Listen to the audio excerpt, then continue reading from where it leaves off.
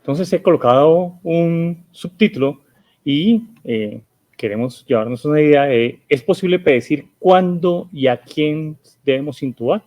Creo que es una pregunta que todos tenemos, que todos quisiéramos resolver y que es muy importante para nuestros pacientes que presentan quemaduras.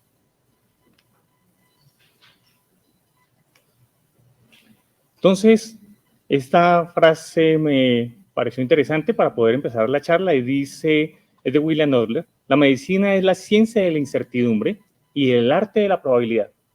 Pero tenemos que saber qué es una probabilidad. Y una probabilidad es qué tan frecuente es que se pueda producir el evento que nosotros queremos investigar o que queremos definir. Y va muy a la mano de la predicción. Es algo que nosotros hacemos todos los días. Tratamos de adelantarnos al futuro para saber qué es lo que va a pasar, para saber a qué estamos enfrentados o para podernos adelantar a los procesos. Entonces, esta es mi unidad donde yo trabajo, bajo la dirección de nuestro profesor, el doctor Federico Fernández. Es una unidad de cuidados intensivos. El servicio tiene 53 camas, pero la unidad de cuidados intensivos de quemados específicamente tiene 18 camas en este momento y es el área en la cual yo participo.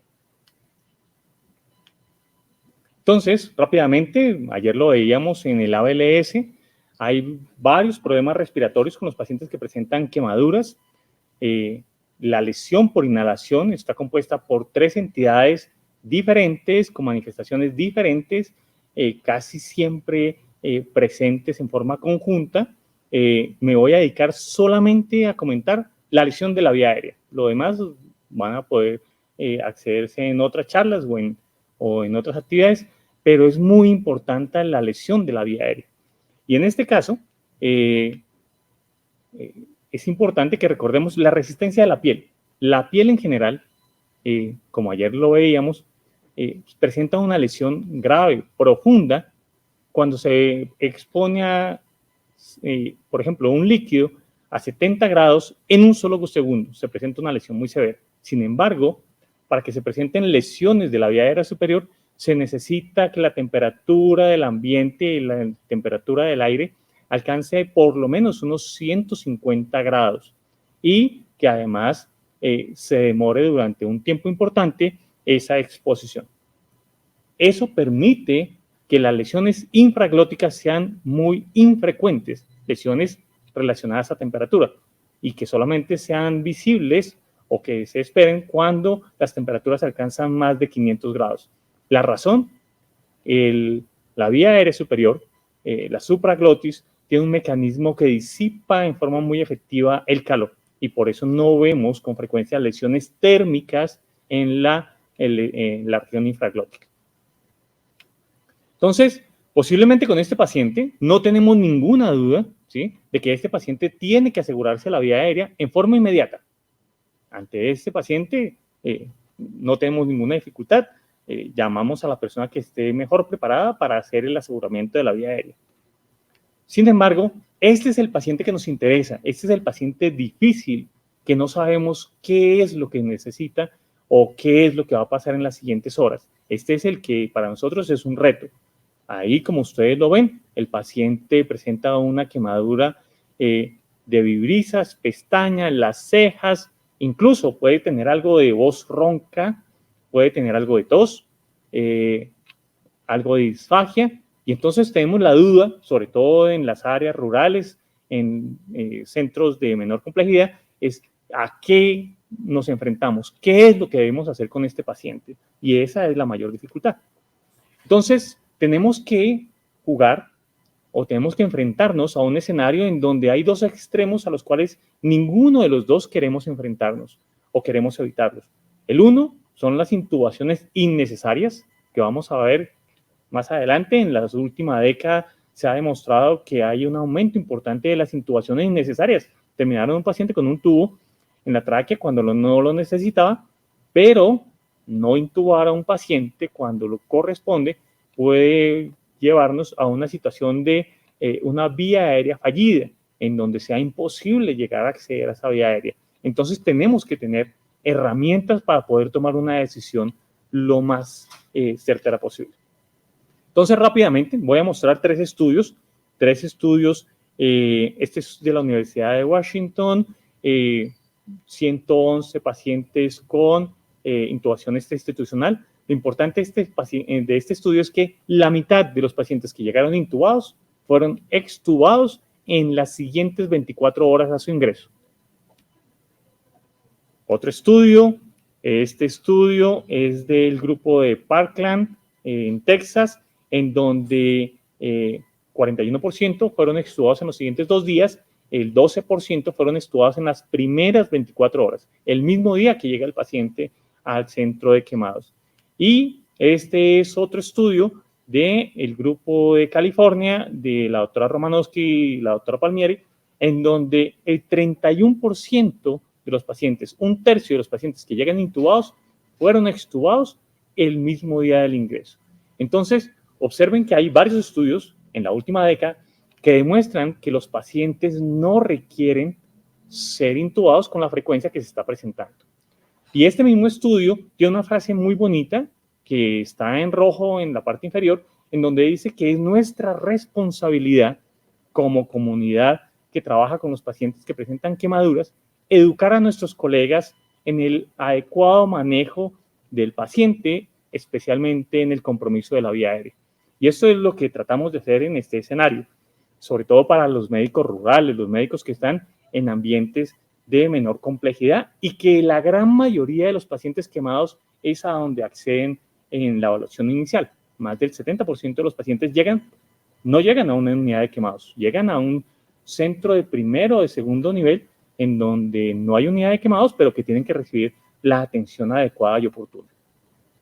Entonces, posiblemente, ¿cuál es la causa? La causa puede ser explicada en este estudio, en los resultados de este estudio. Es un estudio que evaluó 258 pacientes, 2 momentos en el tiempo, más o menos en los años 95-96 empezado a hacer más frecuente los cursos ATLS y las recomendaciones del Colegio Americano de Cirugía, en donde se recomendaba, ante la duda, acceder a la vía aérea e intubar a los pacientes con sospecha de lesión por inhalación. Este estudio, lo importante es que al hacer la comparación de los dos tiempos, el antes y el después, demostró que aunque los pacientes tenían la misma frecuencia de lesión por inhalación, los pacientes en el segundo grupo eran intubados con más frecuencia. Y un grupo muy importante de los pacientes, un 57%, no tenían este tipo de lesión. Entonces es muy importante darnos cuenta que terminan siendo intubados innecesariamente muchos pacientes que tienen quemaduras. Pero ¿cuál es el problema de intubar a un paciente? Dirían, bueno, le aseguramos la vía aérea y evitamos un riesgo. El problema es los riesgos que existen cuando hacemos el procedimiento de la intubación. Cuando realizamos la secuencia de inducción rápida, en ese momento podemos tener complicaciones asociadas al procedimiento o complicaciones tardías, como por ejemplo las infecciones. Este estudio, presentado en la reunión anual de la Asociación Americana de Quemados, demostró que casi la mitad de los pacientes que eran intubados en el primer día, tanto en el ámbito prehospitalario como en los servicios de urgencias, si se les hacía una fibrobroncoscopia y un lavado broncoalveolar, casi la mitad de los pacientes presentaban contaminación con un crecimiento importante de bacterias. Entonces, ¿eso qué quiere decir? Nosotros podemos resolver un riesgo de vía aérea, pero aumentamos el riesgo de infecciones pulmonares. Entonces, no es un procedimiento inocuo. Y este es una fotografía de un procedimiento de nuestro jefe, el doctor Federico Fernández, mientras hacía una fibrobroncoscopia, en donde ustedes observan que sacan un pedazo de guante de la vía aérea inferior de un paciente que llegó intubado. Claramente entendemos que los escenarios de intubación en el ambiente prehospitalario y en los servicios de urgencias no son fáciles, además que en muchas ocasiones toca realizarlo por personal con un entrenamiento menor, pero también es importante que tratemos de evitar los procedimientos que no son necesarios y así nos vamos a evitar estas complicaciones. Entonces ya habíamos hablado el escenario en el extremo de la intubación innecesaria, pero también podemos estar ante el escenario del riesgo de una vía aérea superior fallida. Y tenemos que recordar que normalmente los que ya hemos estado enfrentados a esta situación sabemos que esta es una vía aérea difícil y que es de alto riesgo poder encontrarnos en un escenario en donde no podamos intubar al paciente, pero posteriormente tampoco podamos ventilarlo, por lo cual es un escenario de muy alto riesgo para la muerte del paciente. Este es posiblemente, o posiblemente no, esta es la peor vía aérea a la cual he estado enfrentado durante mis 15 años de trabajo en la unidad de cuidados intensivos. Ustedes lo que observan ahí es la hoja del laringoscopio en una laringoscopia directa, la lengua edematosa que sale por la paleta del laringoscopio, y lo que ustedes ven allá al fondo brillando amarillo, que parece una pelota de ping-pong, es la epiglotis edematizada. Claramente este es el peor escenario. No sabemos, no vemos la vía aérea y el paciente en esa situación está en alto riesgo de perder la permeabilidad y por tanto lo puede llevar a la muerte. Esta era una paciente que tenía 47 años, no era una quemadura extensa, 16% de la superficie corporal, nos ingresa 24 horas después de la quemadura, un traslado de más de 12 horas en nuestros caminos y en nuestras distancias, y la paciente se había quemado la ropa y esa fue la causa por la cual estuvo expuesta a alta temperatura durante varios minutos mientras sus familiares lograron apagarla. Entonces, lo que yo voy a tratar es de hablar de a quiénes podemos intubar, tratar de dar herramientas para que se pueda tomar una decisión mucho más objetiva. Entonces, la lesión de la vía aérea no es una lesión frecuente. Si nosotros cogemos a todos los pacientes quemados, la lesión por inhalación es de un 7 a un 10% y solamente un 20 a un 30% de las lesiones por inhalación presentan lesión de vía aérea asociada. Entonces, primero, no es una lesión tan frecuente para que lo llevemos en cuenta. Y recordemos que la ABLS informa que los pacientes que tienen algunos hallazgos durante el evento, como por ejemplo inconsciencia o en ambientes cerrados, tienen un alto riesgo de tener lesión por inhalación y lesión de vía aérea.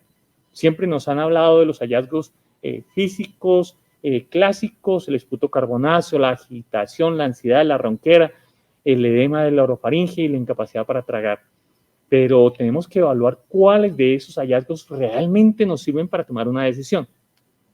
Entonces vamos a uno de los estudios clásicos de los años 60, el doctor Oliver Coop en Boston, 932 pacientes, 181 desarrollan alteración respiratoria y 46 presentan problemas respiratorios. Ellos determinan que es más frecuente presentarlo cuando se presentan llamas. Es muy raro que se presente en ambientes abiertos, a diferencia de los espacios cerrados, y es mucho más frecuente cuando se presenta un compromiso de la cara, cercano a la nariz y a la boca, pero hacen la aclaración de cuando se presentan quemaduras profundas, como la primera fotografía en donde no teníamos ninguna duda. Sigue el estudio de Clark, en donde revisaron más de 800 pacientes y estudian 108 pacientes específicos con lesión por inhalación. Lo que ustedes ven ahí, la tabla, es la tabla que presentó el doctor Cancio en uno de los trabajos de investigación, que es basada en el estudio de Clark. Y lo importante de este estudio es que más del 56% de los pacientes presentaban más de 2 hallazgos de los que ustedes encuentran ahí. Y 1 de cada 3 pacientes presentaban más de 3 hallazgos. Sin embargo, solamente de los 108 pacientes que se evaluaron, 12 tuvieron edema o algún grado de edema de la vía aérea superior. Entonces, miren que aunque son frecuentes los hallazgos clásicos que siempre nos han enseñado, no se correlacionan con los hallazgos de edema de vía aérea. Ahora, este es un estudio del grupo de Nueva York, un estudio publicado en el 2006. Esta tabla no es del artículo. El artículo traía información que me permitió hacer esta tabla de sensibilidad y especificidad. Observen los signos clínicos y los hallazgos a la laringoscopia y observemos la baja rentabilidad que tienen estos hallazgos para definir la necesidad de intubación. Entonces, observemos que la sensibilidad y la especificidad son muy bajas en todos los casos, excepto en el babeo y la disfagia, que yo creo que son unos hallazgos muy importantes para tener algo de valor predictivo negativo. Este es otro de los estudios. Este fue el artículo ganador en el Congreso de Quemados de la Asociación Americana en el 2014. Trataba de explicar la pregunta que todos tenemos y observen que evaluaron 3 signos clínicos, la quemadura de las vivirizas, SN, el esputo carbonáceo, el segundo, y la quemadura facial. Y si nosotros observamos la sensibilidad y especificidad de esos hallazgos, son muy bajos, los valores predictivos positivos y negativos también son muy bajos, pero entonces también se analizan, bueno, uno solo de pronto no nos da mucha información, ¿sí? Pero si unimos 2 o 3 hallazgos, de pronto nos mejora el rendimiento de la prueba. Y realmente no es que mejoren mucho. Adicionalmente, cuando hacemos el análisis de la curva, del área bajo la curva, y evaluamos pacientes especiales, subgrupos de pacientes, tampoco mejoran la rentabilidad, los resultados que nos den estos hallazgos. Entonces, es otro estudio que nos demuestra que los hallazgos clásicos, lamentablemente, no nos sirven para poder predecir, para hablar de pronóstico en estos casos. Entonces, vamos a hablar de evaluación objetiva. Eso es lo que necesitamos. Si los signos clínicos, los hallazgos iniciales no nos ayudan a tomar una decisión, tenemos que buscar algún hallazgo objetivo que nos ayude a tomar una decisión adecuada. Y entonces posiblemente viene uno de los primeros estudios, es un estudio muy pequeño, solamente 11 pacientes, todos los pacientes tenían hallazgos de lesión de vía de inhalación, 6 pacientes que tenían indicación de intubación orotraqueal con los hallazgos clínicos, ustedes observen ahí las fibrobroncoscopias y los hallazgos de la vía aérea, y lo que se determinó es que si se hacía seguimiento visual por fibrobroncoscopia de estos pacientes, aunque tuviesen indicación clínica por hallazgos clínicos de intubación, ninguno de los pacientes requirió la intubación al observar que no había evolución hacia el deterioro bajo un seguimiento de fibrobroncoscopia. Entonces, ¿qué es lo que necesitamos? Necesitamos una clasificación de severidad de la quemadura de vía aérea. Necesitamos objetivizar la lesión, pero necesitamos saber quiénes son los pacientes más graves para poder tomar una decisión. Y entonces este es un caso clínico que nos llegó a nuestro servicio, 24 horas de evolución, 74 años, un paciente expuesto en un incendio con quemaduras no tan extensas, pero con una lesión importante. Estaba en un centro de menor complejidad, pero tenían un endoscopio, ¿sí? No me acuerdo bien si fue un cirujano o el gastroenterólogo quien hizo el procedimiento, y nos envió estas imágenes. El paciente no fue intubado. Si yo hiciera una pregunta a todos los asistentes, si ustedes intuban o no intuban a este paciente, posiblemente tendríamos múltiples y diferentes tipos de respuesta. ¿Y por qué es eso? Porque simplemente no tenemos una clasificación, no tenemos algo que nos lleve a poder determinar un grado de severidad que podamos definir un tratamiento específico para este paciente, que nos ponga a todos de acuerdo. Entonces, lo que voy a tratar de mostrarles es qué existe en la literatura. Este es uno de los primeros trabajos en el 87 publicado. Fue la primera clasificación. Ustedes la observan ahí, la que está en azul. Esta clasificación era muy sencilla. Era en 2 tipos y la primera era el paciente que no tiene nada o que tiene ligera edema.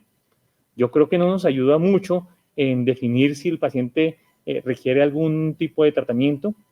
La presento es porque si ustedes observan la gráfica y la figura 1, van a observar que hay un grupo de pacientes que posiblemente se deterioran en el tiempo. Por ejemplo, del 29, el número 29, 6 pasaron a negativo, simplemente dice que aumentó el edema de los pacientes, sin embargo, persistió en la clasificación 1, en la clasificación A, la cual no requería intubación. Y los pacientes que estaban en la clasificación B, que era moderado o severo, algunos incluso mejoraron su clasificación en el transcurso del tiempo. Entonces, es importante darnos cuenta que esto no es estático, es dinámico y que el paciente posiblemente no solamente tomamos una decisión con los hallazgos iniciales, sino con la evolución clínica. De este mismo estudio, encontraron que los pacientes que presentaban progresión hacia el edema, ustedes lo observan ahí, tanto en volumen administrado como en la tasa de infusión de líquidos, presentaban progresión hacia el edema, los que tienen mayor administración de líquidos. Sin embargo, los que están en círculos vacíos, en círculos en blanco, observen, no se relaciona ese valor de líquidos con la necesidad de intubación. Entonces, eso es un hallazgo importante. Entonces, hay que tener cuidado con los líquidos, pero no se relaciona o no se correlaciona con los hallazgos. Este es un segundo estudio publicado en el 2012. Esta es una clasificación interesante de 100 pacientes que presentaban lesión por inhalación. 79 tenían una clasificación positiva con una lesión de vía aérea superior, y de esos 79, 69 tenían grado 1, la que ustedes ven ahí, la forma más leve, que es lo que uno encuentra con mayor frecuencia. Entonces, si nosotros tenemos la posibilidad de definir leve, moderado, severo o la clasificación que queramos, la gran mayoría de pacientes pueden tener una quemadura de vía aérea, pero casi siempre es una quemadura leve, y es muy importante. ¿Qué no me gusta de este trabajo? Es que a todos, sin importar si tenía leve, moderado o severo, a todos los intubaban. Entonces, pues no nos sirve para diferenciar algún tipo de conducta. Sigamos con otro estudio. En el 2014 se publica un estudio, pero es un modelo animal en donde observamos que hay diferentes variables y dependiendo de la severidad se les da un puntaje. Entonces podríamos utilizar esta clasificación, se podría utilizar, y allá hablan de fenotipos, sobre todo en el tipo 3. El tipo 3 es el que tiene un edema muy importante severo, o el que tiene algo que ellos llamaban como atrofia de la vía aérea, que es ese paciente que tiene una quemadura tan severa que ya no hace edema, sino simplemente se ve blanca o grisácea en su manifestación. Entonces, de pronto podríamos utilizar este tipo de clasificación. Pero entonces les voy a presentar la clasificación que a mí me gusta y que tratamos de que las personas conozcan esta clasificación para que puedan tomar una decisión adecuada. Entonces, tomen un pantallazo a esta clasificación, revísenla. Hay manifestaciones clínicas y hallazgos en el examen de laringoscopia que nos define si el paciente tiene una lesión leve, moderada o severa, tipo 1, tipo 2 o tipo 3. ¿Qué es lo más importante? Que la gran mayoría de los pacientes tienen lesiones tipo 1. Entonces, no estamos hablando de que de pronto el paciente tiene una lesión de vía aérea. No, estamos hablando de pacientes que ya tienen lesión establecida, edema, eritema, flictenas, desfacelación. Entonces, la gran mayoría tienen lesiones leves. ¿Qué es lo importante de este trabajo? Que este trabajo muestra que los pacientes con la lesión tipo 1 o lesión menos grave, que es la gran mayoría de los pacientes, la mitad de los pacientes, ninguno requirió en el seguimiento necesidad de traqueostomía. En este caso, para nosotros, intubación orotraqueal. Entonces, ninguno se deterioró hasta el punto que requiera asegurarse la vía aérea. Y esto es muy importante. Ahora, del grupo con lesión leve, que es un 38% de los casos, estos pacientes sí requirieron la mitad de intubación y la mitad no. ¿Cómo hacemos para diferenciarlos? Posiblemente el paciente, en el transcurso de las siguientes 12 horas, 6 a 12 horas, nos va a decir cómo va. Es el paciente que aumenta los síntomas, que aumenta la tos, que aumenta la disfonía o que de pronto hace disfagia. Ese paciente está avanzando hacia un tipo 3 y ese paciente requiere asegurar vía aérea. Pero posiblemente la mitad de estos casos, si nosotros les iniciamos el manejo farmacológico y el manejo adecuado, no van a requerir intubación. Entonces, esa es la clasificación que yo creo que nos ayuda, nos da armas, nos da una forma objetiva de evaluar la vía aérea y de tomar decisiones adecuadas y de evitar intubaciones innecesarias. Entonces, ya para terminar, para esos pacientes que, aunque tengan vía aérea, decidamos manejarlos sin intubación orotraqueal, lo que se recomienda es hacer una restricción hídrica en lo posible, ¿sí? Tenemos que ser mucho más juiciosos con el manejo hídrico, posición permanentemente sentada, aún para dormir. Si nos llega por la noche, ese paciente no se acuesta, ese paciente permanece sentado toda la noche. Y micronebulizaciones cada 2 a 4 horas. Este es nuestro protocolo en la institución. Utilizamos budesonida y adrenalina racémica micronebulizada en la frecuencia que el paciente lo requiera. Ahora, en ocasiones no se tienen los recursos, estamos en un área rural o de pronto se nos acabaron los recursos, podemos utilizar Afrin y dexametasona micronebulizada. También la hemos tenido que utilizar y nos han dado los mismos resultados.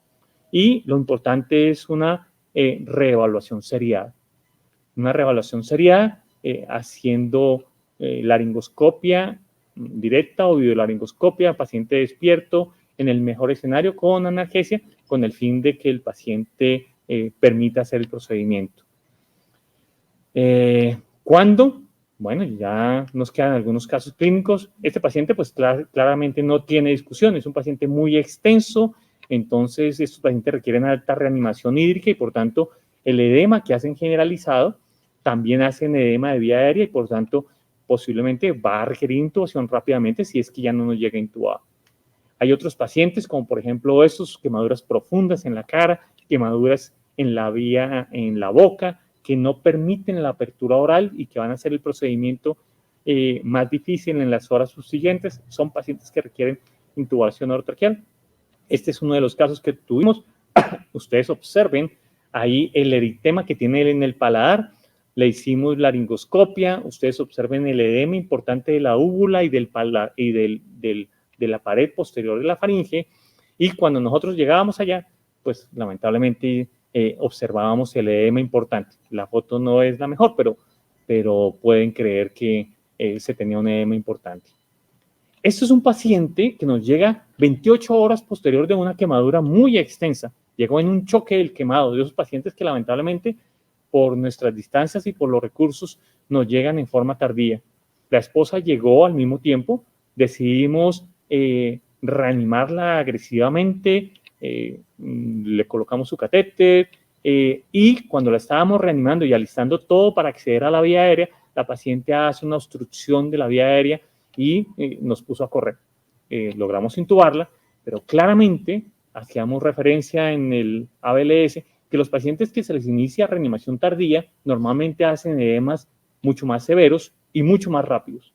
Entonces, con este paciente lo que hicimos fue quedarnos con el acceso pequeño que tenía periférico, acceder primero a la vía aérea, asegurar a la vía aérea, ustedes ven el edema que ya tenía, y después de eso iniciar la reanimación hídrica. Este otro paciente, una quemadura que no es tan profunda en la cara, pero observen los restos carbonáceos y el edema de vía aérea. Y este es uno de los pacientes que tenemos que evitar que sucedan estos hallazgos. Es una explosión de un compresor de aire. No era llama, no era gas inflamable. Presenta una explosión que es súbita, instantánea, no presenta exposición en el tiempo y por los hallazgos de la cara y de las vibricias y de las pestañas, este paciente fue intubado. Lamentablemente en el procedimiento el paciente hace una hipoxemia severa, hace un paro cardíaco y terminó reanimado y salió de su reanimación luego de 2 minutos. Entonces observen que el procedimiento no es un procedimiento inocuo y hay que evitarlo cuando sea necesario. Entonces, este es un artículo de los años 70, a mí me gusta presentarlo ya para terminar. Dice que en la gran mayoría de los pacientes con lesión por inhalación o con el síndrome de lesión por inhalación, aunque tengan ronquera, estridor, una tos con gran cantidad de expectoración o de esputo con restos carbonáceos, el acceso a la vía aérea no es requerido.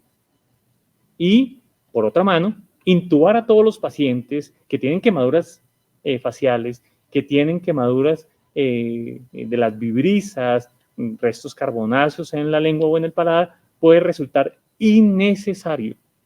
Y esto se decía en un artículo de los años, es un artículo de los años 70. Entonces, creo que tenemos muchas herramientas para poder tomar una decisión basada en criterios objetivos. Entonces, las conclusiones de esta charla, y espero que se la lleven todos para sus servicios, es: no toda quemadura facial es quemadura de vía aérea, no toda lesión por inhalación es una quemadura de vía aérea, Y aún con quemadura de vía aérea, no todos los pacientes requieren intubación. Hay que hacer una evaluación objetiva y el riesgo que asume el paciente al hacer un procedimiento que puede ser innecesario. Y si decidimos manejarlo sin intubación, la recomendación es manejo con restricción hídrica, sedentación y micronebulizaciones en forma periódica y frecuente. Muchas gracias. Los invito a que todos trabajemos en prevención de quemaduras para evitar que nos lleguen pacientes con estos tipos de lesiones. Muchas gracias.